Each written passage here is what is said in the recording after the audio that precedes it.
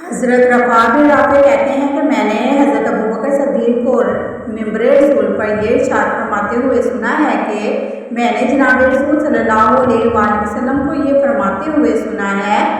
نبی کریم صلی اللہ علیہ وسلم کا ذکر کر کے حضرت ابوبکر صدیق رضی اللہ عنہ پر گریا طاری ہو گیا اور وہ رو پڑے۔ پھر جب حالت سنبھلی تو فرمایا کہ میں نے گزشتہ سال اسی جگہ پر نبی کریم صلی اللہ علیہ وسلم کو یہ فرماتے ہوئے سنا تھا کہ اللہ سے اس کے عفو اور عافیت کا سوال کیا کرو اور دنیا و آخرت میں یقین کی دعا مانگا کرو۔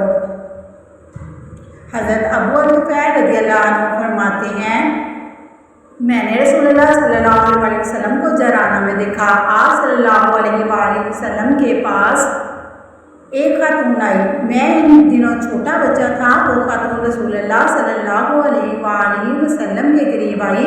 رسول اللہ صلی اللہ علیہ وآلہ وسلم نے اس کے لیے چادر بچھا دی اور وہ اس پر تشریف فرما ہوئی۔ میں نے پوچھا یہ کون ہے؟ صحابہ کرام رضی اللہ عنہم نے بتایا کہ یہ رسول اللہ صلی اللہ علیہ وآلہ وسلم کی رضائی والدہ ہیں۔ حضرت عبداللہ بن عباس رضی اللہ عنہما فرماتی ہیں میں نے عرض کی یا رسول اللہ صلی اللہ علیہ وسلم مجھے کوئی وصیت فرمائیے۔ آپ صلی اللہ علیہ وآلہ وسلم نے فرمایا نماز قائم کرو، زکوٰۃ ادا کرو، رمضان المبارک کے روزے رکھو، بیت اللہ کا حج اور عمرہ کرو، اپنے ماں باپ کے ساتھ حسن سلوک کرو،